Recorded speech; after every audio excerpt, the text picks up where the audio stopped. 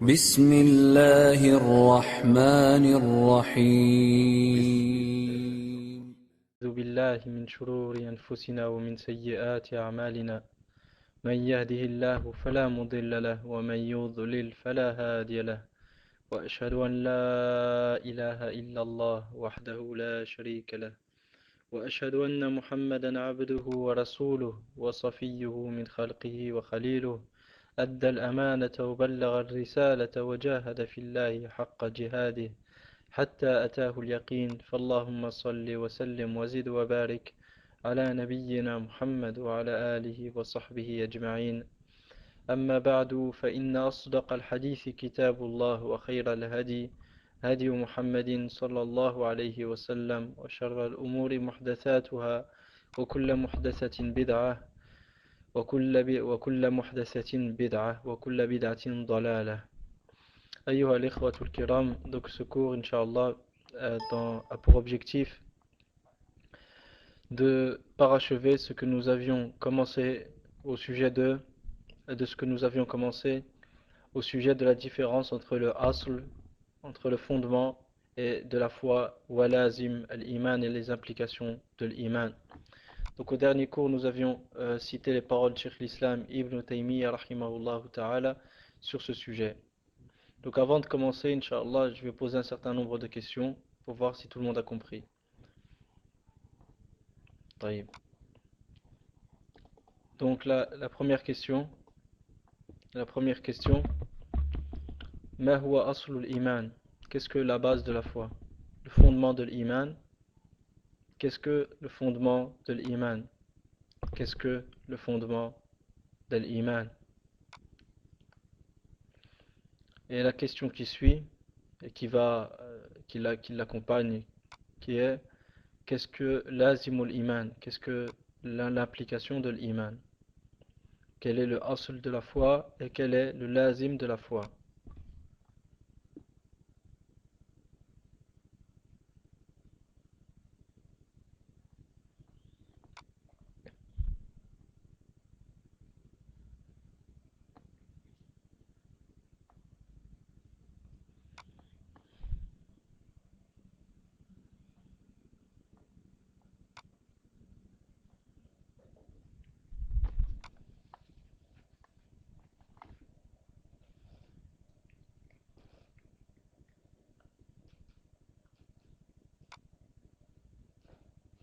Wa alayka assalam wa rahmatullah. Donc là, Abdul Karim dit le fondement de l'iman est le cœur et le qalb et son lazim et les actes son lazim et les actes extérieurs. طيب. D'accord. Est-ce que vous êtes d'accord?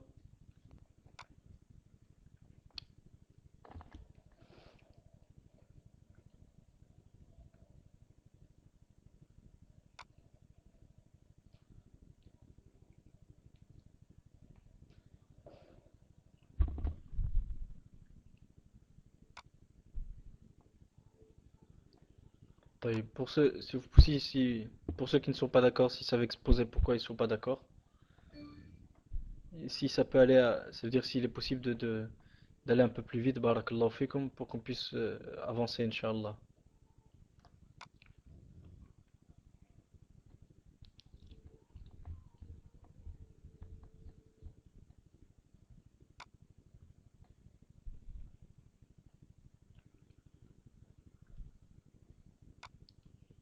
Wa alaykum salam wa rahmatullah.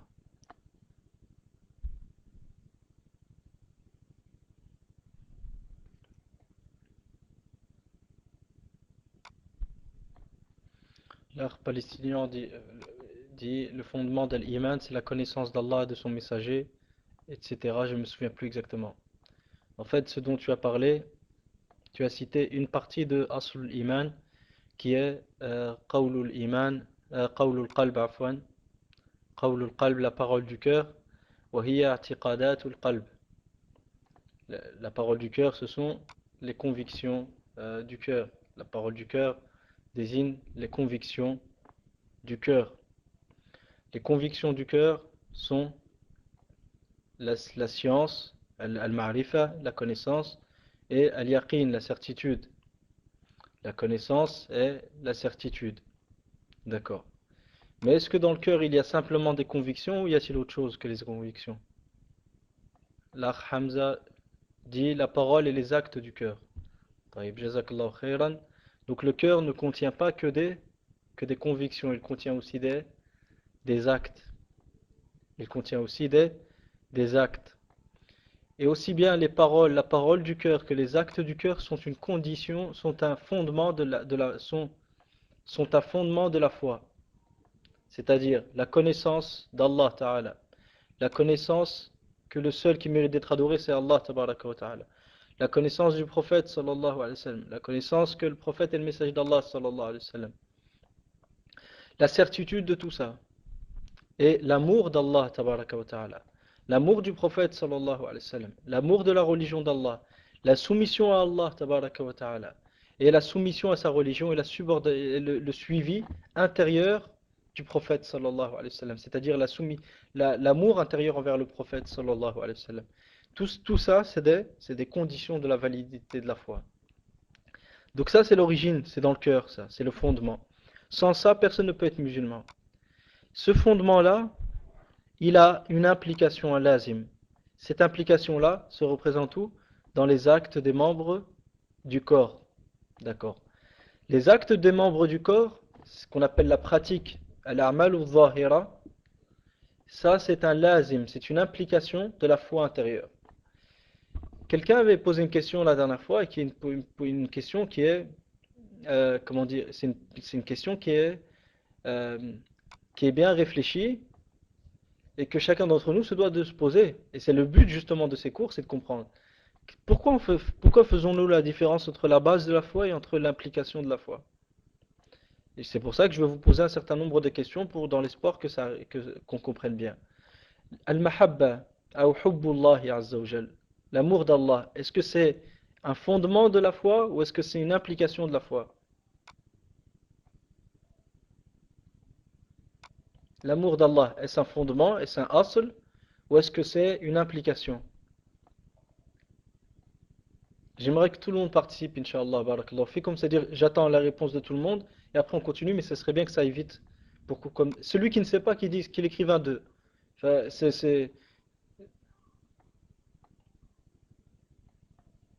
non, là, taïb. Donc la plupart des... Donc nous avons une, deux, trois, quatre, cinq personnes qui disent... Non, non, trois qui disent que c'est un asl et deux qui disent que c'est une implication. Et nous avons deux autres personnes encore qui disent les deux. C'est aussi bien un asl qu'une implication. Taïb. J'espère qu'il y aura plus de participants à la prochaine question, Inch'Allah ta'ala. L'amour d'Allah, c'est un asl, c'est un fondement. C'est un fondement de la foi. Nul ne peut être musulman sans aimer Allah tabaraka wa ta'ala. Et celui qui déteste Allah dans une chose ne peut en aucun cas être musulman. D'accord? Est-ce bien compris? D'accord. Là, l'autre question, il est impossible qu'une chose soit un amour, soit un asl, un fondement et une implication. Vous allez voir pourquoi par après, Inch'Allah. Le suivi du prophète, le suivi des ordres d'Allah, l'obéissance à Allah.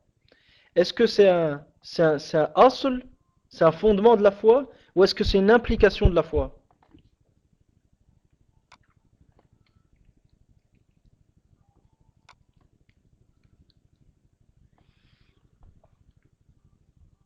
L'obéissance à Allah, est-ce un fondement de la foi ou une implication de la foi?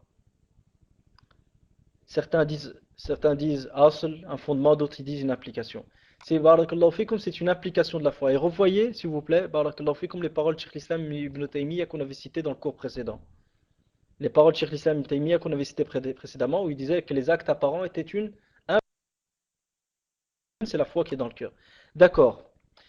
Donc, on a vu que l'amour d'Allah, on est arrivé à un point maintenant. L'amour d'Allah, c'est un fondement de la foi. L'obéissance à Allah, c'est une implication de la foi.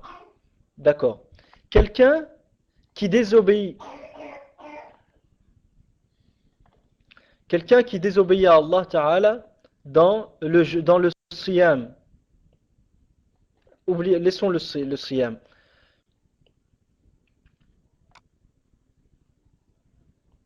Quelqu'un qui désobéit à Allah Ta'ala, par exemple, dans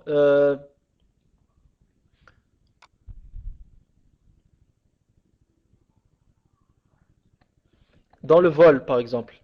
Quelqu'un qui désobéit à Allah dans le vol et dérobe à une autre personne ce qui ne lui appartient pas. D'accord. Est-ce que cette personne-là, s'il n'a pas obéi à Allah, et donc il a désobéi à Allah, dans le fait de ne pas s'accaparer ce qui ne lui appartient pas, et de ne pas prendre aux gens ce qui ne lui appartient pas, est-ce que sa foi disparaît? Est-ce que sa foi disparaît?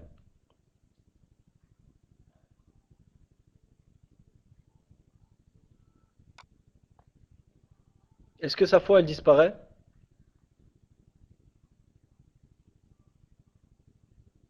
Celui qui vole, par exemple.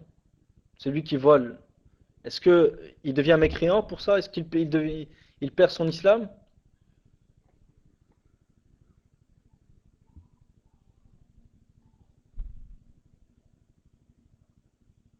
Taïb. Donc on voit que cette personne-là ne devient pas mécréant par son acte. Et il ne perd pas sa foi par son acte.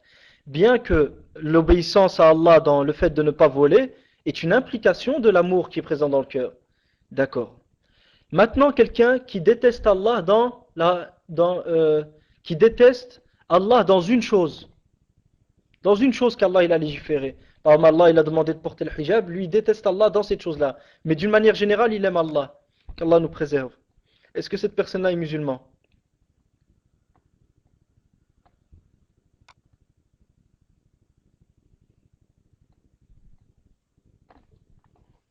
Celui par exemple qui aime Allah dans tout, sauf dans une chose, parce qu'Allah il a prescrit le hijab, donc il n'aime pas Allah dans cette chose-là, qu'Allah nous en préserve. Est-ce qu'il peut être musulman cette personne? Non, on voit qu'il ne peut pas être musulman cette personne. Taïb. Donc, ayyuha al-ikhwa, réfléchissez maintenant, on est arrivé à une conclusion. C'est quoi? C'est que le asl, lorsqu'une chose est un fondement de la foi, n'importe quelle contradiction et opposition à l'une des branches de ce fondement remet en cause la foi en soi. Est-ce bien compris?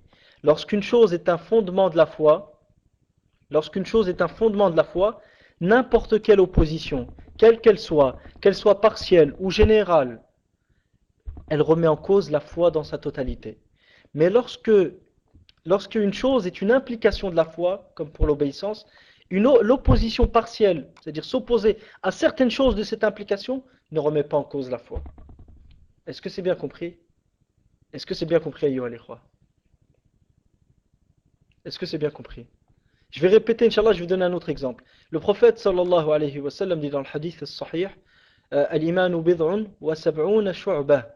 أعلاها قول كلمة لا إله إلا الله وأدناها إماطة الأذى عن الطريق والحياء شعبة من شعب الإيمان والحياء شعبة من شعب الإيمان. Donc le prophète sallallahu alayhi wa sallam dit la foi est composée de 73 à 79 branches. Je répète pourquoi on dit 73 à 79, parce que le terme bid'a dans la langue arabe indique est un nombre ou est un chiffre qui va de 3 à 9.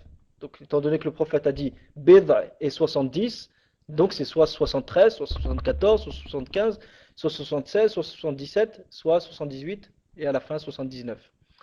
Donc le prophète sallallahu alayhi wa sallam dit la foi est composée de 73 à 79 branches. La plus élevée d'entre elles est de dire la ilaha illallah. Et la plus élevée d'entre elles est de dire la ilaha illallah. Et la moindre de ces branches de la foi est de retirer une chose qui gêne du passage de la route des gens. Et la pudeur est une branche parmi les branches de la foi. D'accord. Donc on voit que la foi elle est composée de plein de branches.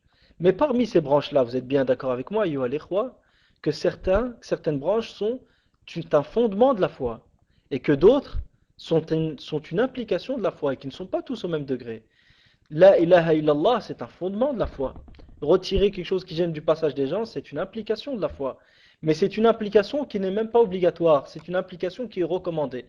D'accord? Ça rentre dans l'iman al-mustahab, dans la foi qui est recommandée.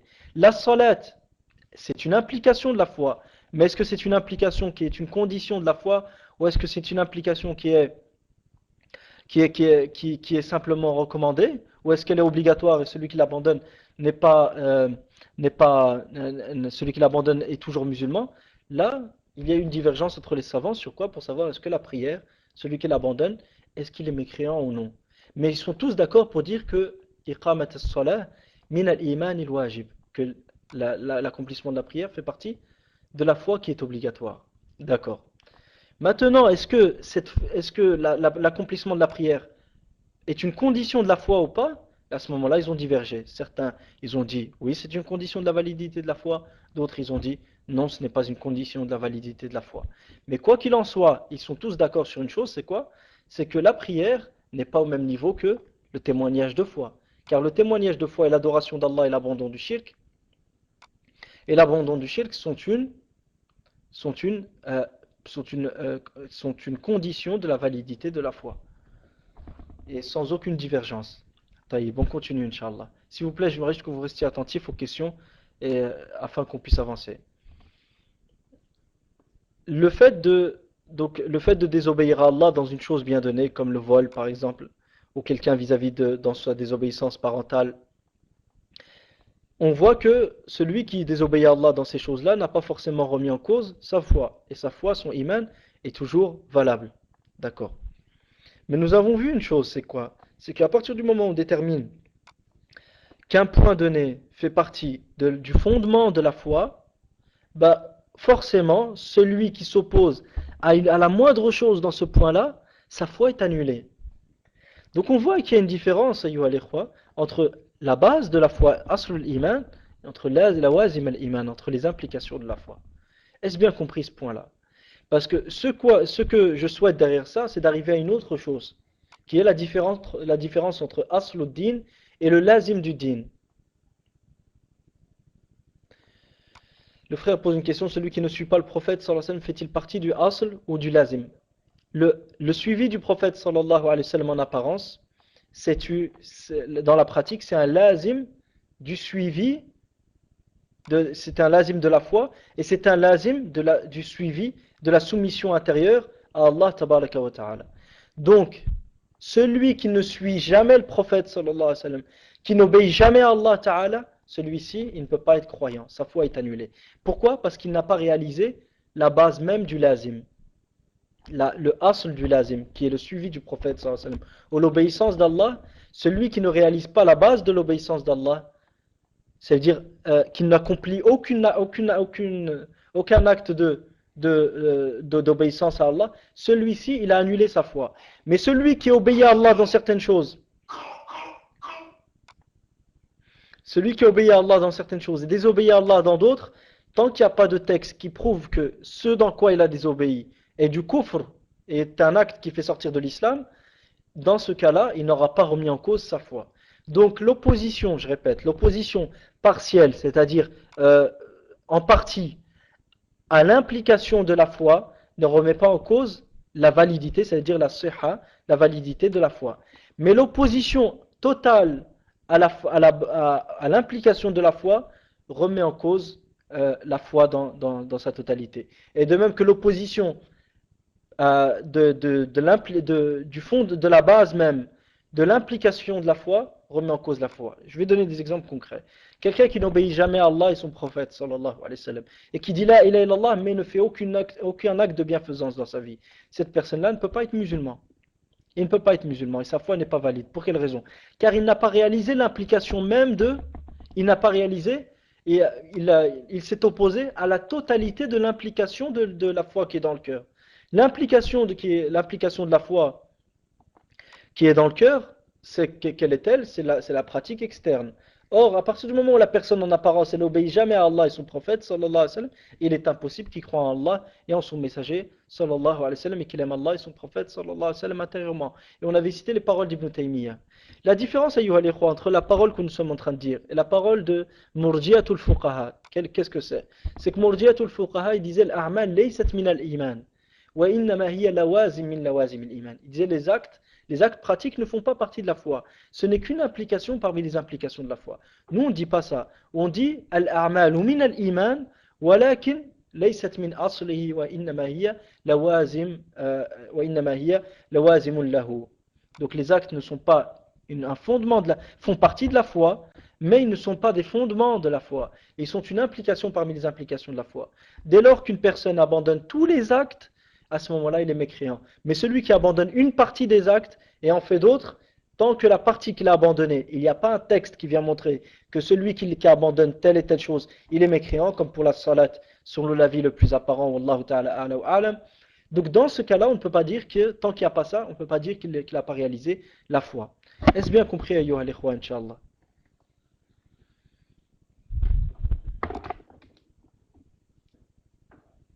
Naam, le frère dit, si on ne le suit pas de manière absolue, cela touche le asl, alors que si on ne le suit pas sur une chose parmi, naam, si une personne ne le suit pas du tout, sa foi et le asl même qui est dans le cœur, il disparaît. Mais si une personne le suit dans certaines choses et ne le suit pas dans d'autres, ce que je veux dire le suit, c'est-à-dire s'accorde à ce qu'il fait. S'accorde à ce qu'il fait. Dans ce cas-là, ça ne remet pas en cause la validité de sa foi.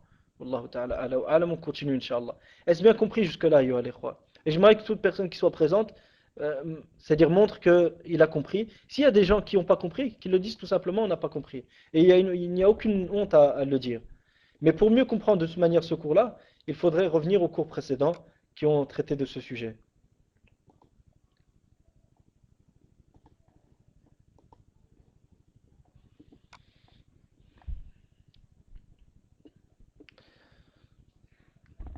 Donc je répète simplement, après avoir exposé ce point-là, les paroles de Cheikh l'Islam Ibn Taymiyyah qu'on avait citées. Donc la première, il disait, rahimahullah, wa qawluhu laysa bit-tamanni, laysa al-iman bit-tamanni, yani al-kalama wa qawluhu bit-tahalli, يعني أن يصير حلية ظاهرة له فيظهره من غير حقيقة من قلبه ومعناه ليس هو ما يظهر من القول ولا من الحلية الظاهرة ولكن ما وقر في القلب وصدقته الأعمال فالعمل يصدق أن في القلب إيمانا وإذا لم يكن عمل كذب أن في قلبه إيمانا لأن ما في القلب مستلزم للعمل الظاهر وانتفاء اللازم يدل على انتفاء الملزوم. Donc Cheikh l'Islam Ibn Taymiyyah rahimahullah ta'ala dit dans Majmu' al-Fatawi volume 7 page 294 sa parole, c'est-à-dire Al-Hassan Basri, lorsqu'il a dit la foi ne se réalise pas par de simples souhaits, de même qu'elle n'est pas une parure en apparence, mais elle est ce qui fut ancré dans les cœurs et que les actes ont rendu véridique. Donc il dit sa parole, Al-Hassan Basri, rahimahullah, la foi ne se réalise pas par de simples souhaits, c'est-à-dire que ce n'est pas une simple parole. Et lorsqu'il dit la foi n'est pas une parure, il signifie que la foi n'est pas une parure apparente, dénudée d'une réelle place dans le cœur. Le sens réel de cette foi ne réside pas dans des paroles, dans les paroles que l'homme tient, ni de sa parure apparente. La parure, c'est ce qui apparaît de lui, mais plutôt c'est ce qui s'est ancré au fond du cœur, ce qui fut ancré au fond du cœur et dont les actes témoignent de la véracité. Mais la foi est ce qui fut ancré au fond du cœur et dont les actes témoignent de la véracité. Donc les actes prouvent la réelle présence de la foi du cœur. Donc les actes prouvent la réelle présence de la foi du cœur. Et en l'absence de pratique, on aura une preuve de l'absence de la foi intérieure. Et en absence de pratique, on aura une preuve de l'absence de la foi intérieure. Donc je vous l'ai mis ici, et c'est exactement ce qu'on avait dit auparavant, c'est que lorsqu'il n'y a pas du tout de pratique en apparence, ça c'est une preuve que la foi du cœur, l'aslul iman, il a disparu. Est-ce bien compris? Puis il dit, rahimahullah, car ce qu'il y a dans le cœur, et on avait dit c'était les paroles et actes du cœur sans lesquels la foi ne saurait être valide, nécessite et implique fondamentalement la pratique extérieure. Car ce qu'il y a dans le cœur nécessite et implique fondamentalement la pratique en apparence. Car ce qu'il y a dans le cœur, les paroles et actes du cœur sans lesquels la foi ne saurait être valide, nécessite et implique fondamentalement la pratique extérieure. Au même titre que la disparition du lazim, on a déjà expliqué qu'est-ce qu'était que le lazim auparavant, prouve la disparition du nécessitant, c'est-à-dire qui a été à l'origine de ce lazim. Alors ça on va expliquer Inch'Allah ta'ala. Bien qu'on avait expliqué au cours précédent, mais je vais répéter. Donc au même titre que la disparition du lazim, de ce qui est une nécessité à la validité d'une chose et son maintien, son implication fondamentale prouve la disparition du nécessitant, c'est-à-dire ce qui a mené et qui est à l'origine de ce lazim-là.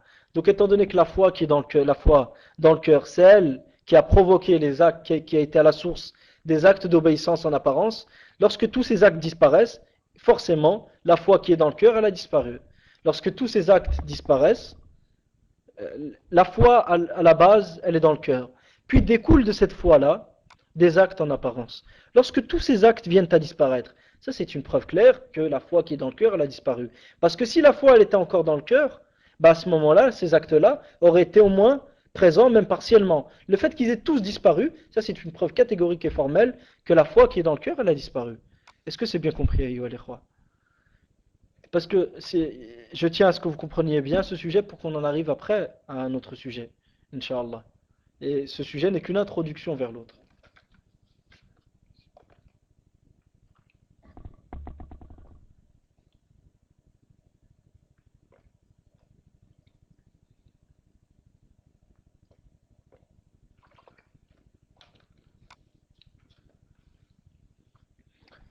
Taïb. Et pour les plus de détails, Inch'Allah, nous avions mentionné d'autres paroles de Cheikh l'Islam Ibn Taymiyyah, mais pour ceux qui veulent plus de détails, qu'ils y reviennent, Inch'Allah ta'ala. Il faut bien comprendre que lorsque je mentionne tout ça, le but c'est quoi? C'est d'arriver à un autre sujet. Qu'est-ce que Asluddin et quel est le lazim de Asluddin?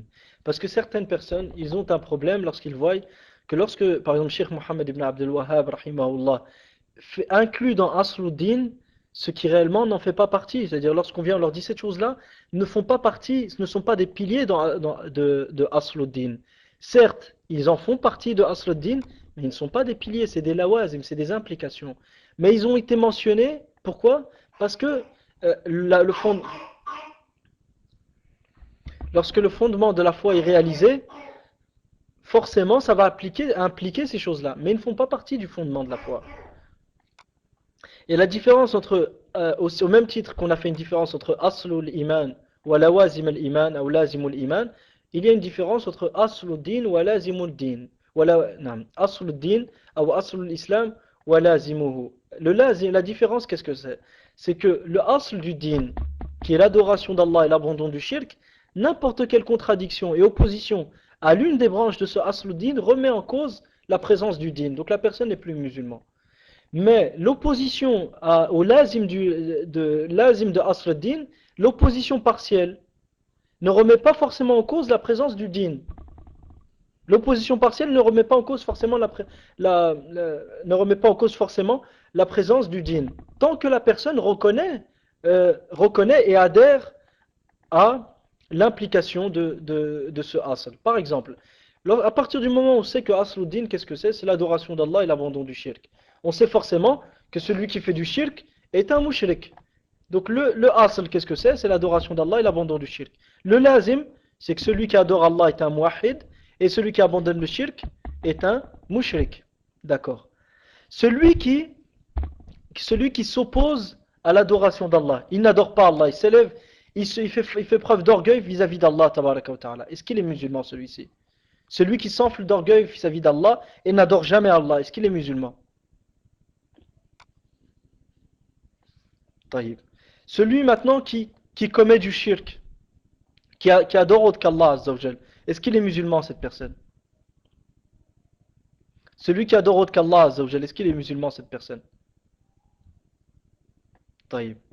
Donc, on voit que le fondement de la foi n'accepte d'excuses ni par ignorance, ni par mauvaise compréhension et mauvaise interprétation quant à la nomination. Je ne parle pas du châtiment ici, je parle quant à la nomination. Maintenant, venons-en au lazim, à l'implication. L'implication de l'adoration d'Allah et l'abandon du shirk, c'est de s'allier aux muwahhidin et de se désavouer des mushrikin. Donc d'être convaincu que les muwahhidin sont de s'allier aux muwahhidin et de se désavouer des mushrikin. D'accord. Et de même, parmi les implications de Asluddin, c'est de nommer celui qui adore Allah muwahhid, comme de monothéistes et de musulmans, et celui qui fait du shirk de mushrik. D'accord. Celui qui s'oppose au principe même à la base. Et il dit, celui qui fait du shirk n'est pas mushrik. Celui qui adore autre qu'Allah n'est pas un mushrik. Il n'adhère pas au principe à son origine. Et il ne reconnaît pas le lazim à son origine.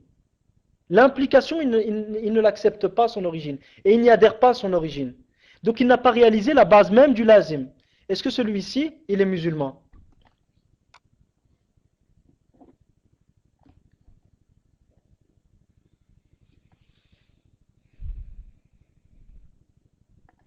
Taïb.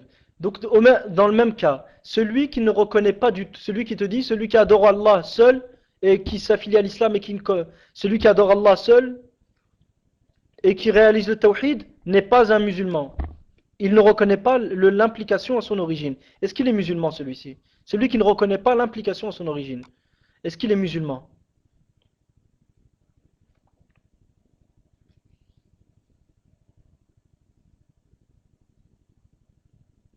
D'accord. Maintenant les Khawarij. Je vous donne un exemple vis-à-vis des Khawarij. Les Khawarij, ils ont rendu mécréants les Sahaba. Donc, ils ont nommé celui qui a réalisé le tawhid comme mushrik. Ils n'ont pas qualifié celui qui a réalisé le tawhid de muwahhid et de musulman. Est-ce qu'on peut dire que les Khawarij se sont opposés à Asluddin, à la base de l'islam? Ou est-ce que leur opposition elle est dans un lazim min lawazim l'islam? Est-ce que l'opposition des Khawarij elle était sur la base de l'islam ou est-ce qu'elle était sur l'implication de cette base?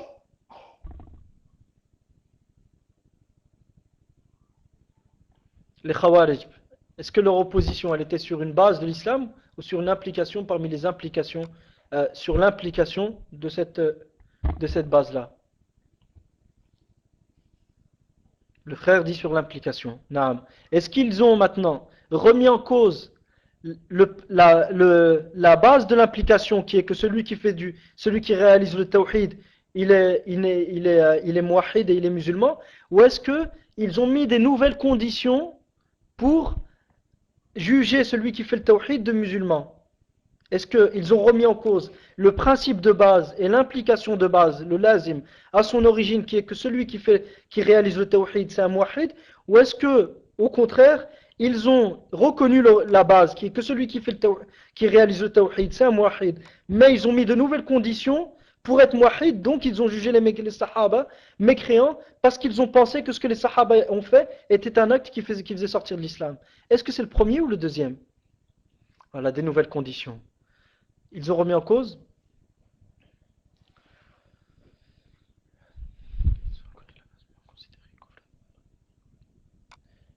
non, juste une chose, les sahaba n'ont pas fait de kufr duna kufr. C'est une autre chose, il faudra qu'on explique, Inch'Allah. Les sahaba n'ont pas fait de kufr duna kufr. Au contraire, les khawarij ont rendu mécréants pour une obéissance à Allah tabaraka wa ta'ala.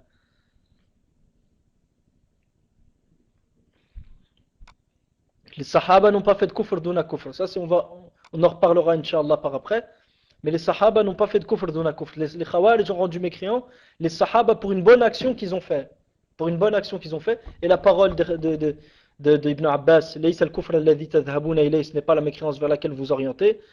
Wa innama huwa kufrun duna kufr. Ça, Ibn Abbas, radiyallahu anhu, il n'était pas en train de leur dire que les sahaba avaient fait du kufr duna kufr. Et on en parlera, Inch'Allah, une autre fois. D'accord. Donc, lorsque les savants ils ont traité de la situation des Khawarij, personne n'a dit que les Khawarij étaient mécréants parce qu'ils ont remis en cause Asluddin. Bien que l'implication de Asluddin, c'est de s'allier aux croyants. Eux, ils se sont désavoués des croyants et ils ont combattu les croyants. Mais ce n'est pas pour autant qu'ils étaient mécréants. Pourquoi? Parce qu'ils n'ont pas remis en cause le principe à la base. Ils ont adhéré, ils ont réalisé la base de l'implication, mais ils se sont opposés à l'une des implications, à l'une des composantes de cette implication. التزموا أصل اللازم ولكنهم خالفوا في بعض جزئيات هذا اللازم. Donc ils ont adhéré à la base même de ce lazim, mais ils se sont opposés dans certaines branches et certaines composantes de ce lazim-là.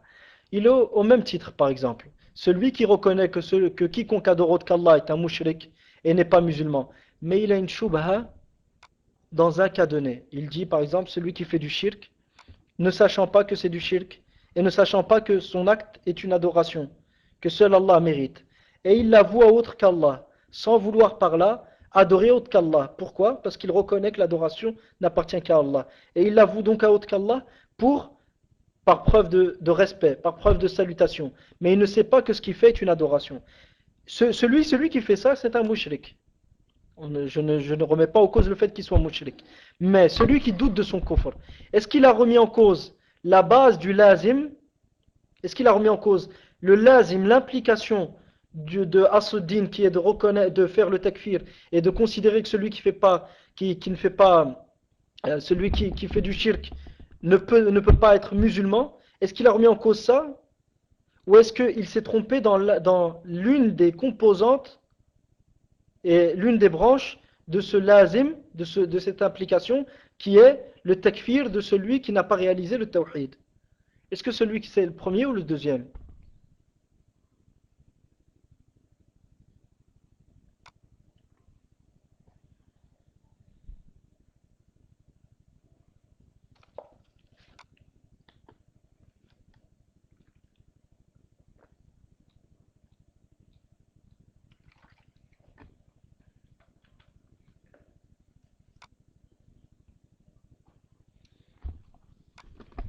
Est-ce que c'est le premier ou le deuxième? L'Akh dit, il dit ça,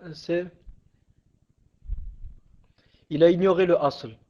On a vu juste avant, Akhi, c'est pour ça que j'ai tenu à ce que vous soyez attentifs pendant les deux cours précédents qu'on avait déjà fait, la différence en ce qui concerne les lawazim, les implications, concernant les implications de Asl-ud-Din, taïb, et de Asl al-Iman, que l'opposition totale au fondement que l'opposition totale et l'absence de respect de l'implication du lazim de Asl al-Din de Asl al-Iman remet en cause la base même de l'iman. Taïb. D'accord. Mais on a vu qu'une opposition partielle, c'est-à-dire lorsqu'une personne s'oppose dans certaines choses, comme par exemple quelqu'un qui désobéit à Allah Ta'ala dans le vol, dans l'obéissance parentale, que ça ne remet pas en cause la foi qui est dans son cœur. Pourquoi? Parce qu'il a adhéré au principe de base, mais il s'est trompé que dans l'une de ses applications. Et dans aucun cas, on ne peut dire que celui qui a fait ça a ignoré qu'est-ce qu'était que l'iman. Pour quelle raison? Parce que son opposition ici, c'est pas une opposition qui est au total.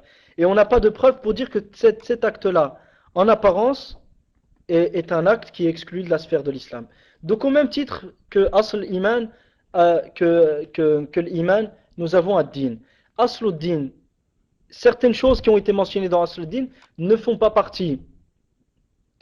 Certaines choses qui ont été mentionnées dans Asl din ne font pas partie, ne sont pas des piliers fondamentaux dans la religion dans la religion d'Allah Ta'ala, dans le sens où nul ne peut être musulman sans les avoir réalisés. La preuve, ayyuha al-ikhwa, donc avant de déborder sur ce sujet qui est la preuve que certaines choses qui ont été mentionnées par certains mashayikh ne font pas forcément partie des piliers fondamentaux de la religion dans le sens où nul ne peut être musulman sans, nous allons terminer notre sujet. Celui qui a reconnu la base du lazim et l'origine même du lazim, qui est que celui qui adore autre qu'Allah Azzawajal, il n'est pas musulman. Taïb. Et il a eu une shubha quant au fait que celui qui commet du shirk, sans savoir que son acte est une adoration que seul Allah mérite, et qu'il l'avoue à autre qu'Allah, non pas pour adorer autre qu'Allah, mais pour une autre chose, telle que la salutation, et ainsi de suite, et qu'il fait ça donc pour cet autre qu'Allah, tout en reconnaissant que le droit d'adoration absolue n'appartient qu'à Allah tabaraka wa ta'ala, celui qui doute que cette personne-là n'est pas, comment dire, perd le nom de musulman et se retrouve dans le camp des mouchriquines. C'est-à-dire dans tout, dans les ahkam, dans les ahkam, c'est-à-dire les statuts légaux qui vont gérer sa vie en ce bas monde et dans l'au-delà, et ainsi de suite. Est-ce que cette personne-là peut être considérée comme celui qui a remis en cause le principe même de base, qui est que celui qui fait du shirk n'est pas un mushrik? Est-ce que celui qui a remis en cause le principe de base est pareil à celui qui n'a pas remis en cause le principe de base, mais qui a eu une ambiguïté quant à l'application de certaines composantes de ce principe de base?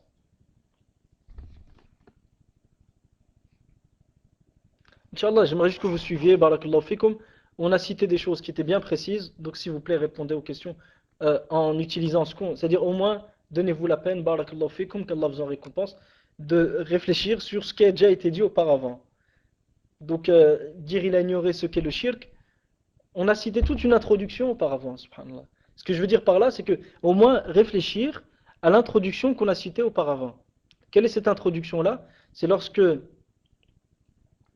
a parlé de la différence entre le asl et le lazim, et que la disparition du asl, la disparition du lazim dans sa totalité, ou de la base même du lazim, mène à la disparition du asl, mais qu'il a dit que l'opposition dans certaines branches du lazim ne remet pas en cause le principe de base. Donc j'aimerais juste que vous réfléchissiez à ça avant de déterminer avant de donner une réponse. Afin qu'on puisse avancer, le but c'est pas de traîner, ni non plus de faire, de vous, comment dire, de vous contraindre à adhérer à des choses bien précises. C'est pour ça que j'aimerais juste, barakallahu fikum, que vous méditiez sur ce qui a été dit. C'est-à-dire vos réponses, Inch'Allah, on va en discuter par après, mais j'aimerais juste que vous méditiez juste sur ce qui a été cité auparavant.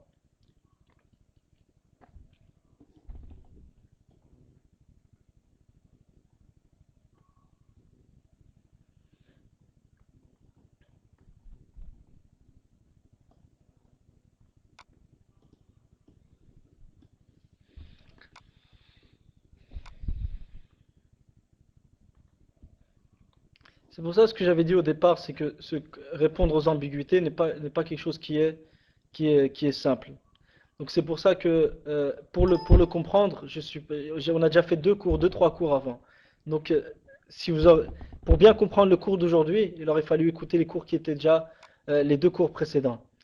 C'est pour ça que je comprends que c'est difficile, mais on en a besoin pour exposer certains points qui vont venir par après, Inch'Allah Ta'ala.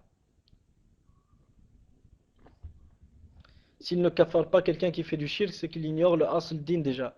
Taïb, maintenant on va aller sur cette manière de faire, sur cette manière de réfléchir. S'il kafare pas celui qui fait du shirk, c'est qu'il ignore asl din déjà. C'est quoi le dalil, la preuve?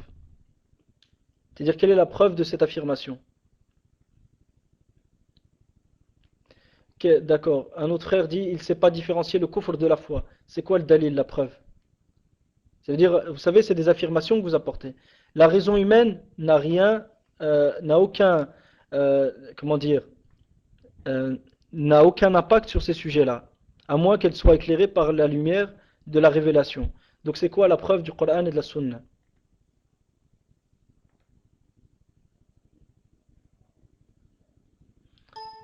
Si c'est le verset dont tu parles, وَإِنَ أَحَدٌ مِّنَ الْمُشْرِكِينَ اسْتَجَارَكَ فَأَجِرْهُ حَتَّى يَسْمَعَ كَلَامَ اللَّهِ ثُمَّ أَبْلِغْهُ مَأْمَنَهُ. Le verset il dit, et si l'un des mouchriquines te demande protection, accorde-lui cette protection jusqu'à qu'il entende les versets d'Allah, puis amène-le jusqu'à un lieu de sécurité. ذَلِكَ بِأَنَّهُمْ قَوْمٌ لَا يَعْلَمُونَ. Ceci car ils sont un peuple qui ne savent pas. فَبَارَكَ اللَّهُ فِيكُمْ. Soyons moins intelligents. جزاكم الله خير. Ce verset n'a rien à voir avec le sujet. Il n'a rien à voir avec le sujet. Le verset parle de quelqu'un qui fait du shirk, ahadun min al-mushrikin, car ils sont un peuple qui ne savent pas. Deuxièmement, ce verset-là a été révélé à une période où ce qui est voulu dire par idhalika bi annahum qawmun la ya'lamun, pas qu'ils ne savent pas que le shirk est interdit. Non, ce verset il a été révélé alors que le prophète sallallahu alayhi wa sallam, son message avait été diffusé partout, il avait été propagé. Donc ce qui est voulu dire par dhalika bi annahum qawmun la ya'lamun, ay ilmuhum لم يثمر عملا فلذلك نفى الله عز وجل عنهم هذا العلم لأنه لم يثمر. Donc Allah Azza wa Jal a renié et a nié le fait que ces gens-là aient de la connaissance. Pour quelle raison? Car leur connaissance n'a pas abouti à une pratique. Donc le fait qu'elle n'ait pas abouti à une pratique, donc cette connaissance n'est en rien utile, donc ce n'est pas une science qui est utile. Donc c'est comme si c'est des gens qui en réalité sont ignorants. Allah Azza wa Jal dit قُلْ هَلْ يَسْتَوِي الَّذِينَ يَعْلَمُونَ وَالَّذِينَ لَا يَعْلَمُونَ. Dis est-ce que sont égaux ceux qui savent et ceux qui ne savent pas? Ce verset il a été révélé sur qui? Qu'est-ce qu'il est voulu dire par ceux qui savent ici? C'est ceux qui mettent en pratique. Donc ce qui est voulu dire des fois par le savoir dans le livre d'Allah tabaraka wa ta'ala, comme l'a montré l'imam Ibn al-Qayyim rahimahullah, c'est la pratique de cette science. Et certaines fois, comme il disait Ibn Mas'ud radiyallahu anhu, il disait كفى بالمرء علما خشية الله وكفى بالمرء جهلا ma'siyatuhu. Donc il suffit à l'homme comme obéissance d'Allah tabaraka wa ta'ala, comme science d'Allah, comme science qu'il craigne Allah, et il lui suffit comme ignorance de désobéir à Allah. Quelqu'un qui ne sait pas le shirk, c'est quelqu'un qui n'a pas asl din, tu as besoin d'un dalil pour ça. Naam, j'ai besoin d'un dalil, barakallahu fik. On n'est pas, excuse-moi, sans être méchant, on n'est pas au souk. Dans le sens où je n'apporte pas ce que je veux, tu n'apportes pas ce que tu veux, personne n'apporte ce qu'il veut. Où on est des musulmans. Wa bayni wa baynak kitabullah wa sunnatun nabi sallallahu alayhi wa sallam. Entre nous, il y a le livre d'Allah et la sunna du prophète sallallahu alayhi wa sallam. Je vous demande un dalil. Tu me dis verset 6, sourate 9. Il n'y a rien dedans. Il n'y a rien. Est-ce que vous comprenez, subhanallah al-azim, que vous apportez dans la religion d'Allah des choses sans fondement? On vous demande un dalil. Le verset, taïb, laissez s'il vous plaît, Inch'Allah, personne ne bouge, personne. Le verset, d'accord. Donc il cite le verset 256, sourate 2. Donc s'il te plaît, est-ce que tu es d'accord avec moi que ce verset-là, il y a des gens qui l'ont expliqué, le mufassirin. Regardons ce qui a été dit dans le tafsir du verset. Et on va voir est-ce qu'il parle du sujet dont tu parles.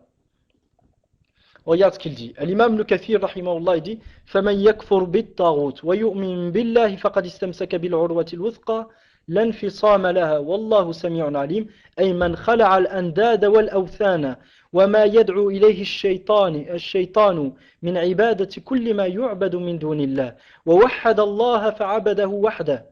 Donc il dit, la parole d'Allah Ta'ala, quiconque se désavoue du tarot tout en croyant à Allah, aura alors ses lances la plus solide, qui ne peut se briser, et Allah est certes audient et clairvoyant. Il dit, le sens du verset, Man khala'a al-andada wal-awthan, celui qui se débarrasse des égaux qui ont été donnés à Allah, et des idoles adorées en dehors d'Allah. Wa ma yad'u ilayhi shaytan. S'il te plaît, juste une chose, barakallahu fik, sois attentif d'abord à l'explication qui va être donnée, puis après tu t'exprimeras. Et donc il abandonne aussi toute chose vers laquelle le shaitan il invite. Il abandonne ce à quoi le shaitan il invite comme adoration d'autres qu'Allah. Donc et qu'il abandonne tout ce à quoi le shaitan appelle. Et qu'est-ce qui est voulu dire ici? C'est l'adoration de tout ce qui est adoré en dehors d'Allah. C'est exactement ce qu'il dit Ibn Kathir. Et qui unifie Allah fa'abadahu wahda, en l'adorant lui seul, en adorant personne d'autre en dehors d'Allah. Wa shahidan la ilaha illallah, qui témoigne que nul n'est digne d'adoration en dehors d'Allah. Celui-ci, faqad istamsaka bil urwati al-wuthqa, aura alors ses lance la plus solide. Faqad thabata fi amri, sa situation sera alors correcte. Wastaqama ala as-sirat al-muthla, et il se sera tenu droit il se sera tenu droit sur la voie de vérité, was-sirat al-mustaqim, et le chemin de droiture. Et l'imam Tabari, rahimahullah, écoute ce qu'il dit. فَمَنْ يَجْحَدْ رُبُوبِيَّةَ كُلِّ مَعْبُودٍ مِنْ دُونِ اللَّهِ, celui qui renie la seigneurie de tout ce qui est adoré en dehors d'Allah, فَيَكْفُرَ بِهَا, en s'en désavouant. Donc comment tu te désavoues de tout ce qui est adoré en dehors d'Allah? C'est lorsque tu te désavoues de la seigneurie de tout ce qui est adoré en dehors d'Allah. وَيُؤْمِنْ بِاللَّهِ, qui croit en Allah, c'est-à-dire وَيُصَدِّقْ بِاللَّهِ أَنَّهُ إِلَهُهُ وَرَبُّهُ, qu'il croit en Allah et qu'il croit qu'Allah, et qu'il est convaincu qu'Allah est sa seule divinité, et le seul qu'il adore, et son seul Seigneur, et le seul à qui il voue l'adoration. فَقَدْ اسْتَمْسَكَ بِالْعُرْوَةِ الْوُثْقَى, celui-là aura alors ses lances la plus solide. يَقُولُ فَقَدْ تَمَسَّكَ بِأَوْثَقِ مَا يُتَمَسَّكُ بِهِ, celui-là, cette personne aura alors, et se sera alors tenu à la chose, à la plus grande chose à laquelle on puisse s'attacher. Min talabil khalas li nafsihi min adhabillahi wa iqabi, car cette chose-là mène à se préserver du châtiment d'Allah et de son châtiment. Donc regarde bien. Et de la punition d'Allah et de son châtiment. Ou dans ce verset, barakallahu fik, il y a ton affirmation précédente. Ton affirmation précédente, c'était que celui... Non, le micro, barakallahu fik, c'est un cours, Inch'Allah, jazakallahu khair. Donc, si tu veux bien, simplement, ou dans ce verset, il y a ton affirmation. Al-kufr bit-taghut, c'est d'abandonner l'adoration, tout ce qui est adoré en dehors d'Allah. D'en être convaincu que cette adoration est fausse. De savoir que cette adoration est un égarement. Et de l'abandonner. C'est ça, le désaveu de tout ce qui est adoré en dehors d'Allah. D'accord? Et franchement, à chaque fois, vous apportez des dalils, mais il n'y a rien dans vos dalils. C'est étonnant, subhanallah al-azim. Ce serait bien qu'un jour, vous réfléchissiez au moins aux arguments que vous apportez. Où se trouve une preuve dans la parole d'Allah? Et si l'un des mouchriquins te demande protection, accorde-lui la protection. Accorde-moi la protection, accorde-leur la protection jusqu'à qu'ils entendent les paroles d'Allah, puis emmène-les jusqu'à un lieu sûr. Où se trouve cette... Khair, Inch'Allah. De toute façon, c'est un cours, barakallahu fik. Si tu veux bien respecter les questions que je posais, c'était aux frères qui ont assisté au cours précédent. Le but, c'était quoi? C'était qu'il n'y ait pas un monologue dans le sens, pour que ces sujets-là soient bien clairs. Mais de toute manière, Inch'Allah ta'ala, l'ensemble de vos ambiguïtés seront exposées. Bi'idhnillah. Tu vas assister, tu veux discuter bi'ilm et exposer tes dalil bi'ilm avec science. Ahlan wa sahlan, t'es la bienvenue. Si c'est pour me dire verset 256, sourate 2, et à la fin, il n'y a rien dedans qui indique ce vers quoi tu souhaites amener, à la suite et tu me dis, est-ce qu'il faut que je ramène un dalil pour ça? Subhanallah al-azim, on dirait que c'est ma religion ou la tienne.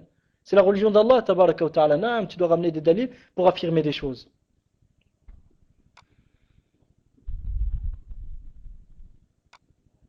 Khair, Inch'Allah, je pense que ça ne vaut pas le coup de continuer la discussion de cette manière-là. Khair, Inch'Allah, on continue.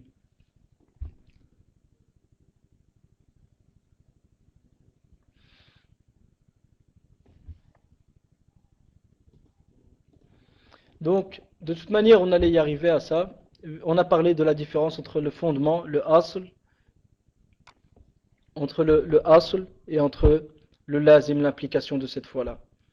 Entre la base de la foi et entre l'implication de la foi. Et au même titre, il y a une différence entre asl din et les implications de din.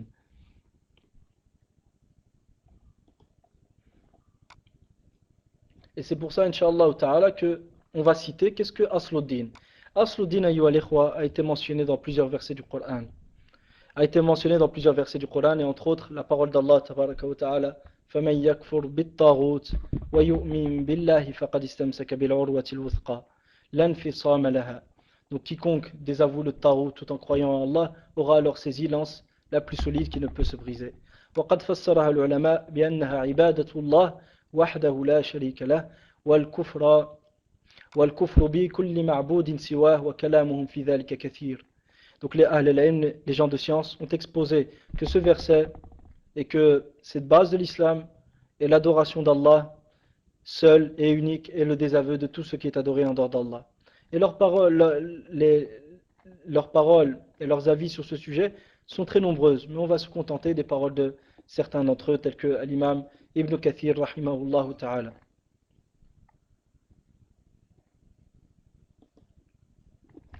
Ibn Kathir, rahimahullah, dit, et donc je l'avais cité juste avant, mais je le répète maintenant, وقوله فمن يكفر بالطاغوت ويؤمن بالله فقد استمسك بالعروة الوثقى أن يعبدوها وأنابوا إلى الله لهم البشرى فبشر عباد.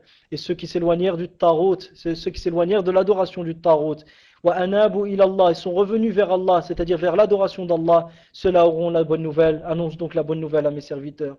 Et parmi les hadiths, ayyuha al-ikhwa, nous avons la parole du prophète sallallahu alayhi wa sallam dans Sahih Muslim: Man qala la ilaha illallah wa kafara bima yu'badu min dunillah haruma maluhu wa damuhu wa hisabuhu ala Allah. Quiconque dit la ilaha illallah et désavoue tout ce qui est adoré en dehors d'Allah, son sang et ses biens seront alors sacrés, c'est-à-dire par la sacralité de l'islam, et son jugement appartient à Allah, c'est-à-dire à savoir s'il est sincère ou non. Donc, de même la parole du prophète sallallahu alayhi wa sallam: Haqqullah ala ibadihi Haqqullahi ala ibadihi an ya'buduhu wa la yushriku bihi shay'an. Le droit d'Allah envers ses serviteurs et qu'ils l'adorent et qu'ils ne lui donnent aucun associé. Et dans le hadith, نعم. Et dans le hadith, وفي حديث الضمام بن ثعلبة رضي الله عنه فيما رواه الإمام أحمد بسند صحيح قال: فأنشدك الله إلهك وإله من كان قبلك وإله من هو كائن بعدك. الله أمرك أن تأمرنا أن نعبده وحده لا نشرك به شيئا وأن نخلع هذه الأنداد التي كانت آباؤنا يعبدون معه. قال: اللهم نعم. وقد قره النبي صلى الله عليه وسلم على هذا الإيمان المجمل ولم يفصل له يعني ما تبقى. Donc dans le hadith de Dammam ibn Tha'laba radiyallahu anhu, dans ce que rapporte l'imam Ahmed dans son Musnad avec une chaîne de transmission qui est sahiha, il dit, Dammam ibn Tha'laba est venu voir le prophète sallallahu alayhi wa sallam, et lui dit, Fa'unshiduka Allah ilaha, je te demande au nom d'Allah, je te demande au nom d'Allah ta divinité, wa ilaha man kana qablaka, la divinité de ceux qui te précédèrent, wa ilaha man huwa ka'inun ba'daka, la divinité de ceux qui viendront après toi. Allahu amaraka an ta'murana an na'budahu wahdahu la sharika la nushrika bihi shay'an. Est-ce Allah t'a-t-il réellement ordonné de nous ordonner? Allah t'a-t-il réellement commandé de nous ordonner de l'adorer lui seul et de ne lui donner aucun associé et d'abandonner al-andad, les idoles, allati kanat aba'una ya'buduna ma'ahu, que nos pères et que nos pères adoraient en même temps qu'ils adoraient Allah. Le prophète sallallahu alayhi wa sallam lui a dit na'am, lui a dit Allahumma na'am, ya Allah soit témoin que c'est une réalité. Donc le prophète sallallahu alayhi wa sallam lui a pas demandé plus, et il a accepté cette base qui est la base de l'iman. C'est ça aslul iman. Ce qui vient après ne rentre pas dans la base de l'iman, ça rentre dans la wazim al-iman. Ça rentre dans aslu din, c'est ça aslu din, la base de l'islam, et ce qui vient après n'entre pas dans asl din. C'est des implications de asl din. Et nous allons voir par après, Inch'Allah ta'ala. وفي حديث بعث معاذ إلى اليمن رضي الله عنه قال له إنك تأتي قوما من أهل الكتاب فليكن أول ما تدعوهم إليه شهادة أن لا إله إلا الله في رواية إلى أن يوحدوا الله. Et dans le hadith de Mu'adh ibn Jabal dans le Bukhari, lorsque le prophète sallallahu alayhi wa sallam l'a envoyé au Yémen, il lui a dit à Mu'adh, tu vas te rendre chez des gens et tu vas rencontrer des gens parmi les gens du livre, que la première des choses à laquelle tu les appelles soit le témoignage que nul n'est digne d'adoration dehors d'Allah, et dans une autre version que la première des choses à laquelle tu les appelles soit d'unifier Allah dans son adoration, soit d'unifier Allah. والأدلة في ذلك أكثر من أن تحصر في هذا المقام الضيق. نعم. Donc, ce qu'on peut retenir simplement, فما يكفي من أصل الدين من ناحية التوحيد هو عبادة الله وحده لا شريك له. Donc, ce qui est suffisant et ce qui suffit pour être musulman dans le tawhid, c'est l'adoration d'Allah seul, sans lui donner aucun associé. وما في معناه من محبة الله تعالى. Et de même, bien sûr, l'amour d'Allah ta'ala. Pourquoi? Parce que c'est un fondement, l'amour d'Allah. L'adoration externe n'est qu'un signe apparent de l'amour interne. Et la soumission externe n'est qu'un signe apparent de la soumission interne. Donc si Allah te demande al-fara', te demande la branche, et ce qui te découle forcément, il te demande l'origine qui est l'amour d'Allah et la soumission intérieure.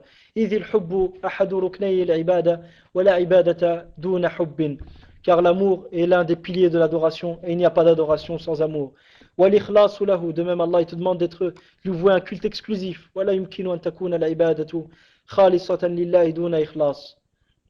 Et l'adoration ne peut pas être exclusive à Allah sans que la personne ne soit sincère vis-à-vis d'Allah tabaraka wa ta'ala, sincère vis-à-vis d'Allah tabaraka wa ta'ala, et qu'il abandonne l'adoration de tout autre en dehors d'Allah. De même d'être véridique. Et وإلا كان عابدا نعم وإلا كانت عبادته كذبا. Donc de même d'être véridique, parce que si tu n'es pas véridique, ta foi et ton adoration n'est que pur mensonge, comme ceux qui font ça par hypocrisie. وَالْيَقِينُ فِي تَوْحِيدِ, et la certitude dans son adoration. وَإِلَّا فَإِنَّ الشَّاكَّ فِي التَّوْحِيدِ غَيْرُ مُصَدِّقٍ. Pour quelle raison? Car celui qui doute vis-à-vis du tawhid, en réalité, il ne croit pas en la véracité du message. وغير ذلك من شروط الشهادتين وما يلزم ذلك قطعا من محبة أهل عبادة الله وتوحيده وموالاتهم إذ من أحب الله أحب أهله وعباده الصالحين الطائعين له ووالاهم ويمتنع شرعا وعقلا يحب الله ثم هو يبغض من يحب الله. هذا لازم من اللوازم. Donc de même parmi les implications qui sont forcément obligatoire, c'est d'aimer les serviteurs d'Allah Ta'ala et d'aimer ceux qui ont réalisé le tawhid et de les prendre comme alliés. Et là, c'est un lazim, je répète. Donc, celui qui reconnaît la base même de ce lazim, mais a une ambiguïté, celui qui reconnaît la base même de ce lazim, mais a une ambiguïté, et rajoute dans le din, c'est-à-dire rajoute comme condition de la foi, ce qui n'en fait pas partie comme les khawarij, et croit être une mécréance qui n'est pas une mécréance, celui-ci s'il a une shubha et qu'il se désavoue des muwahhidin, donc dans ce cas-là il n'est pas mécréant jusqu'à ce que iqamat al-hujja lui soit établi, comme ce fut les cas des Khawarij. Et je vous rappelle juste une chose, parce que certains prennent à la légère la question de iqamat al-hujja. Ibn Abbas, habru hadhi al-umma, le plus grand savant de cette umma, ou l'un des plus grands savants de cette umma, a été voir les Khawarij et a polémiqué avec eux. 2000 sont revenus et le reste sont restés. Et avec ça, alors que c'est Ibn Abbas qui a été polémiqué avec eux, et Ali ibn Abi Talib, quand il les a combattus, on lui a dit: ah, Ali, est-ce que ces gens-là sont des mécréants? C'est de la mécréance qu'ils ont fui, ces gens-là. Ceux-là sont nos frères qui se sont révoltés contre nous. Donc alors que c'est Ibn Abbas qui a été polémiqué avec eux et qui a été leur faire iqamat al-hujja lam taqum ala, yani lam yara Ali radiyallahu an anna al-hujjata qad qamat alayhim. Donc Ali ne considérait pas que le hujja était établi sur ces gens-là. Donc comment dire aujourd'hui de certaines personnes, c'est pas Ibn Abbas qui fait iqamat al-hujja, c'est des gens qui sont loin, mais vraiment, on est très très loin d'arriver ne serait-ce qu'à la cheville d'Ibn Abbas, qui après avoir dit 2-3 mots, ils ont fait iqamat al-hujja, khalas, intaha al-amr, c'est fini. فعافاني الله وإياكم من هذا الأمر من هذه الموبقات يا إخوة. Qu'Allah nous préserve de ces choses-là, يا إخوة. De même, parmi وخلع الأنداد التي تعبد من دون الله تعالى فيجتنب عبادتها ويعتقد بطلان هذه العبادة ويبغضها. De même, parmi les conditions, ce qui suffit pour ce qui rentre dans la base même de din, c'est d'abandonner les idoles adorées en dehors d'Allah Ta'ala, d'abandonner leur adoration, d'être convaincu que leur adoration est fausse, de la détester. وما يلزم من ذلك قطعا من بغض أهلها والبراءة منهم وتكفيرهم. Et ça, je répète, ça rentre dans le lawazim. Je parle du takfir. Le takfir, si on vise par le takfir, le fait de ne pas leur donner le nom de musulmans, ça rentre dans le lawazim. Mais le fait d'être convaincu qu'ils sont, si on veut dire si on vise par le bara, que d'être convaincu qu'ils sont dans un égarement et qu'ils ne sont pas sur une guidée dans ce qu'ils font comme shirk, et que ce qu'ils font s'oppose à la religion d'Allah tabaraka wa ta'ala et au message de tous les prophètes, donc ça fait partie d'Asl ad-Din. Mais si on vise par le takfir, le fait de leur attribuer le nom de kafir ou de mushrik et de leur retirer le nom de muslim, ça c'est une autre question, ça rentre dans le lazim. Et là à ce moment-là, celui qui s'oppose à la base de ce lazim là, qui dit que celui qui adore autre qu'Allah, dans tous les cas, il est musulman tant qu'il est convaincu que Allah est le seul créateur. Celui qui dit ça, il est mécréant. Maintenant, celui qui dit que celui qui adore autre qu'Allah, il est mécréant, ça il n'y a pas de doute. Mais s'il est ignorant, il faut lui faire iqamat al-hujja. S'il a une mauvaise compréhension, il faut lui faire iqamat al-hujja. Ça c'est celui qui a apporté ça, c'est un mubtadi', c'est un innovateur, et il faut que les preuves lui soient clairement exposées. Wallahu ta'ala a'lam. Et pour justement concrétiser ce qu'on avait dit, bien que le cours a pris un peu plus de temps que prévu, je termine juste par une parole de Cheikh l'Islam Ibn Taymiyyah. Il dit في كتاب النبوات الصفحة 27 بعد المئة الأولى. Donc il dit Cheikh l'Islam Taymiyyah dans كتاب النبوات page 127: والإسلام هو أن يستسلم لله لا لغيره فيعبد الله ولا يشرك به شيئا ويتوكل عليه وحده ويرجوه ويخافه وحده ويحب الله المحبة التامة لا يحب مخلوقا كحبه لله فمن استكبر عن عبادة الله لم يكن مسلما ومن عبد مع الله غيره لم يكن مسلما. Donc le Cheikh l'Islam Taymiyyah dit, et l'islam consiste à se soumettre à Allah, non pas à autre qu'Allah. Il adore donc Allah, le serviteur, le musulman adore donc Allah et ne lui donne aucun associé, et s'en remet intérieurement à Allah, et s'en remet intérieurement à Allah seul, et a espoir en lui seul, et le craint lui seul. Là, lorsqu'il parle du tawakkul, de l'espoir et de la crainte, c'est le tawakkul, l'espoir et la peur qui sont une adoration spécifique à Allah, que nous verrons à un autre moment, Inch'Allah. ويحب الله المحبة التامة, et il aime Allah d'un amour complet. لا يحب مخلوقا كحبه لله, n'aimant aucune créature comme on aime Allah. Jusqu'à ce qu'il dise Ibn Taymiyyah, فمن استكبر عن عبادة الله لم يكن مسلما. Celui qui s'enfle d'orgueil et devant l'adoration d'Allah ne peut être musulman. ومن عبد مع الله غيره لم يكن مسلما. Et celui qui adore avec Allah un autre qu'Allah ne peut être musulman. Donc ça, on voit bien que l'islam, qu'est-ce que c'est? C'est d'adorer Allah et de n'adorer personne d'autre qu'Allah. Ce qui vient après, on le verra par après, Inch'Allah ta'ala. Et, naam. Et je termine par une autre parole de Cheikh l'Islam Ibn Taymiyyah, où il dit, في مجموع الفتاوي, volume 3, page 397, وعبادة الله وحده هي أصل الدين. Il dit l'adoration d'Allah seul désigne le asl du din.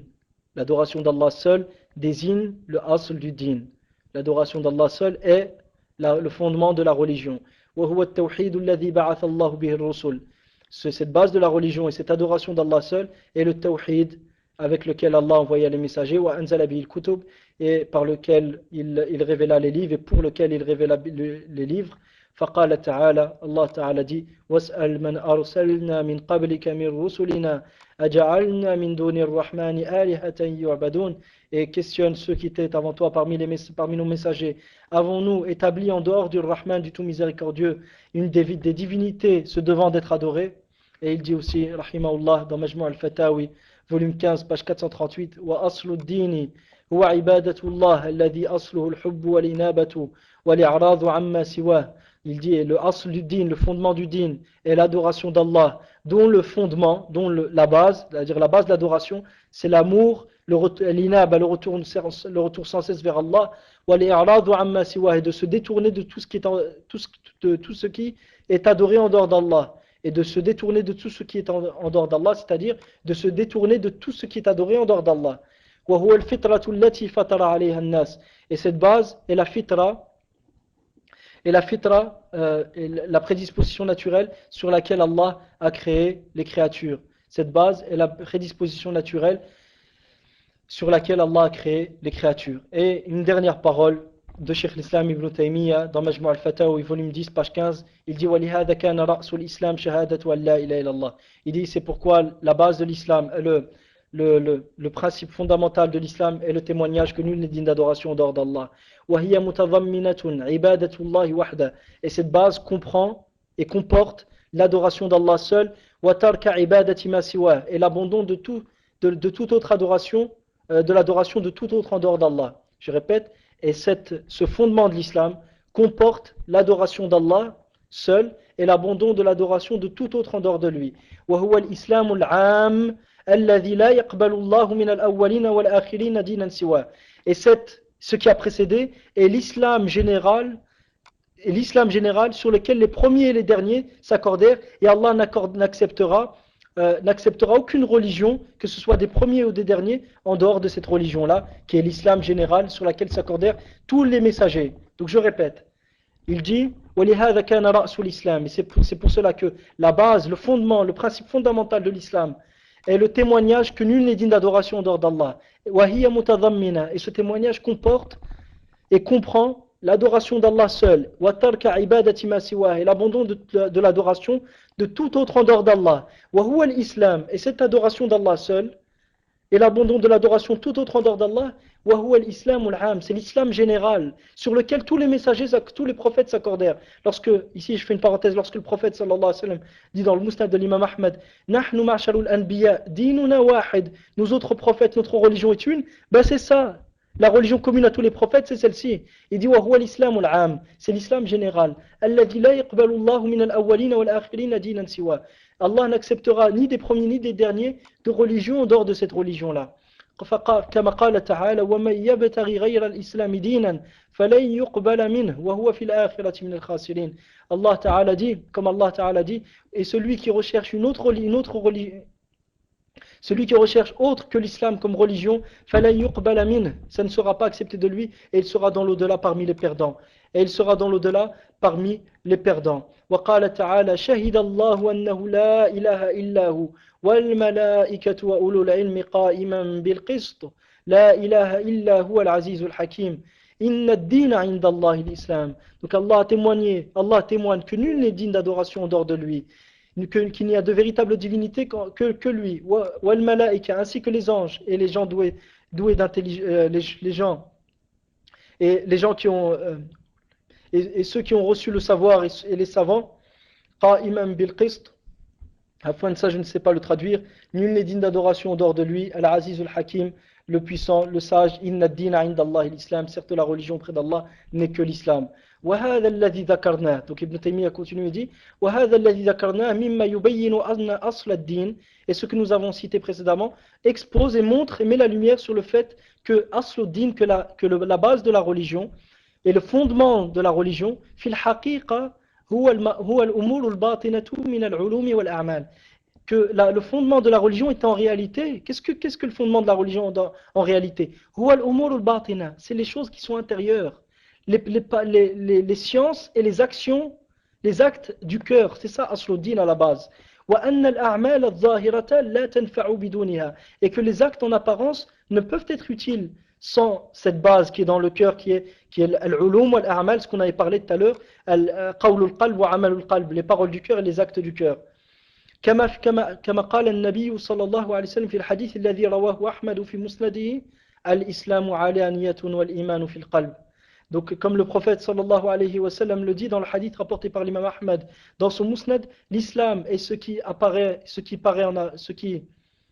l'islam désigne ce qui est apparent, et la foi est ce qui est dans le cœur. L'islam désigne ce qui est apparent, et la foi est ce qui est dans le cœur. Donc ayyuha al-ikhwa, on voit que ici, aussi bien on a cité les preuves du Coran, de la Sunna, et on a cité les paroles de Cheikh l'Islam Ibn Taymiyyah par après, et on a cité Kalam al-Mufassirin, les paroles des Mufassirin, pour dire quoi? Pour montrer que l'islam, Asluddin, qu'est-ce que c'est? C'est l'adoration d'Allah et l'abandon du shirk. D'adorer Allah et d'abandonner le shirk. C'est ça la religion, l'islam général sur lequel tous les prophètes se sont accordés. Ce qui vient après, comme takfir des mushrikin, ça on va voir après, ça n'entre pas dans Asluddin, dans le sens où nul ne peut être musulman s'il se trompe sur la moindre des choses quant au takfir des mushrikin. Ça ne rentre pas dedans, parce que Asl din, qui est l'adoration d'Allah, et l'abandon du shirk, nul ne peut être musulman sans.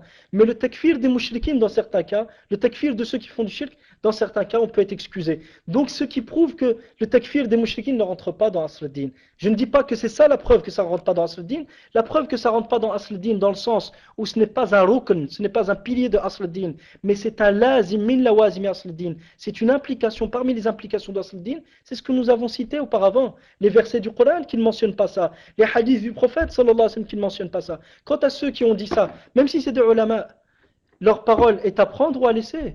Dans le sens où si elle s'accorde avec le livre d'Allah et la sunna du prophète sallallahu alayhi wa sallam, on l'accepte, si elle ne s'accorde pas, on ne l'apprend pas. Ceux qui ont dit que le kufr bima yu'badu min dunillah, dans le hadith, lorsque le prophète sallallahu alayhi wa sallam dit, celui qui dit la ilaha illallah, il se désavoue tout ce qui est adoré en dehors d'Allah. Ils disent, se désavouer tout ce qui est adoré en dehors d'Allah, c'est de faire le takfir des mushrikin. Ça c'est هذا بعيد جدا. Ça franchement c'est une explication qui est loin, et les autres savants n'ont pas dit ça.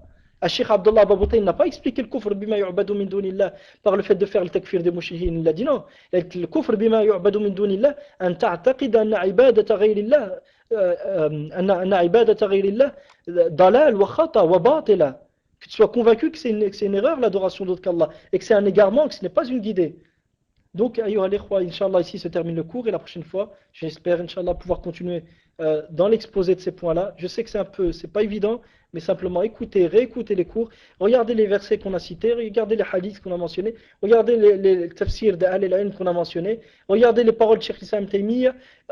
On n'a rien apporté de nouveau, mais c'est ces gens-là qui rajoutent dans Asluddin ce qui n'en fait pas partie, qui ont rajouté des choses. Ils prennent les paroles de Cheikh Mohammed Abdul Wahhab, rahimahullah, comme si c'était une révélation, malheureusement.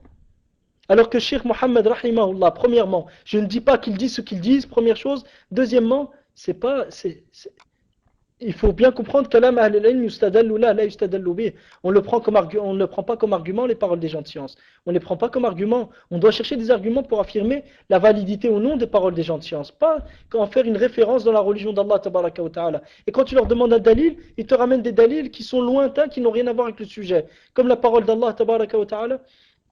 Et si l'un des mouchriquins te demande protection, accorde-lui la protection jusqu'à qu'il entende les paroles d'Allah, puis amène-le jusqu'à un lieu de sécurité, ceci car ils sont un peuple qui ne comprennent pas. Mais en quoi ça, car ce sont un peuple qui ne savent pas. Mais en quoi ça a à voir avec le sujet ici? En quoi ça a à voir avec le sujet? Et alors que vous voyez les versets, vous voyez les hadiths, Donc c'est à nous maintenant de bien comprendre ce sujet. Et Inch'Allah, s'il y a des questions, je laisse place aux questions sur le sujet. Wa barakallahu fikum. Wassalamu alaikum wa rahmatullah. Wallah, donc juste une dernière chose, ce qui a pu être juste dans cet exposé ne vient que d'Allah seul. Toute erreur, oubli ou omission ne vient que de votre frère et du shaitan. Et Allah et son messager en sont innocents. Wa sallallahu ala nabiyyina Muhammad wa ala alihi wa sahbihi ajma'in walhamdulillahi rabbil alamin.